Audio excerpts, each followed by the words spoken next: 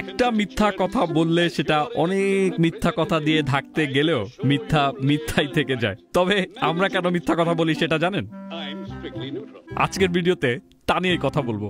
ছোট বাচ্চাদের সরল মিথ্যা থেকে শুরু করে বড় বাচ্চাদের বড়দের হোয়াইট লাই মিথ্যাও আমাদের জীবনের অংশ। চলুন আজ আমরা এই মনস্তাত্ত্বিক রহস্যটি খুঁজে বের করার চেষ্টা করি। টরন্টো বিশ্ববিদ্যালয়ের অ্যাপ্লাইড সাইকোলজি এবং হিউম্যান ডেভেলপমেন্ট বিভাগের প্রধান কাংলি বলেছেন, বাচ্চারা প্রায় 2 বছর বয়স থেকে মিথ্যা কথা বলতে শুরু করে, মানে যখন থেকে তারা ভাষা শিখতে শুরু করে তখন থেকেই। তবে প্রফেসর কাংলি মনে করেন মিথ্যা বলা আসলে বাচ্চাদের মানসিক বিকাশেরও একটা গুরুত্বপূর্ণ চিহ্ন, কারণ এখানে তারা সত্যকে লুকাচ্ছে, আবার নতুন করে একটা সত্য তৈরি করছে। তার মতে বাচ্চাদের প্রথম মিথ্যা আসলে উদযাপন করার মতো একটা ঘটনা, দোষারোপ করার মতো নয়। তো মোটামুটি 7 বছর বয়সের মধ্যেই প্রায় সব বাচ্চাই মিথ্যা বলার অভ্যাস তৈরি করে, বিশেষ করে নিজেদের ভুল ঢাকতে। কিন্তু কিশোর বয়সে আবার মিথ্যা কমে যায়। 12 বছর বয়সের মধ্যে মিথ্যার হার 60% পর্যন্ত নেমে আসে।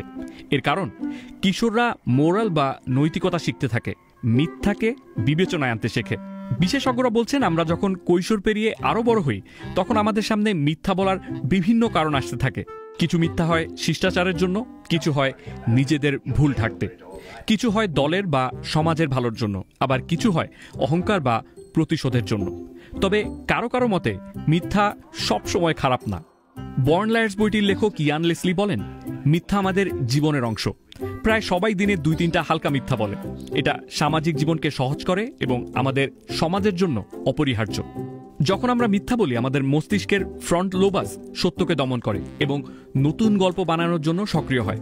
একই সাথে অ্যামিগডালা, যা আবেগের সাথে যুক্ত, কিছুটা সক্রিয় হয়, কারণ আমরা মিথ্যা বলার সময় কিছুটা খারাপ বোধ করি। কিন্তু মিথ্যা শুধু ব্যক্তিগত সুবিধার জন্য নয়, সংস্কৃতি ও সমাজেও প্রভাব ফেলে। যেমন নেদারল্যান্ডসের মানুষ সাধারণত সরাসরি সত্য বলতে পছন্দ করে। ব্রিটেনের মানুষ প্রায়ই সাদা মিথ্যা বা হোয়াইট লাই বলে, যাতে কারো অনুভূতিতে আঘাত না পড়ে। জাপানে ভাষা পর্যন্ত আছে। হুন মানে সত্যিকারের অনুভূতি, আর তাতামি মানে প্রকাশিত আচরণ।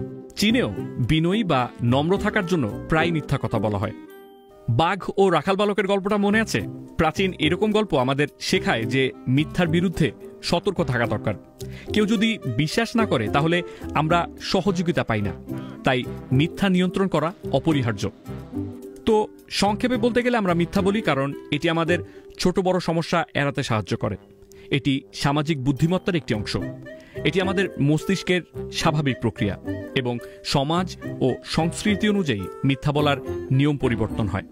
প্রফেসর কাংলি মনে করিয়ে দেন, মিথ্যা একটি সাধারণ মানব অভ্যাস, কিন্তু আমাদের লক্ষ্য হওয়া উচিত খুব বেশি না বলা, যাতে সমাজে বিশ্বাস ও সহযোগিতা বজায় থাকে। কারণ মিথ্যা আমাদের জীবনের অংশ, কিন্তু বিশ্বাসই আমাদের সমাজকে চালিত করে।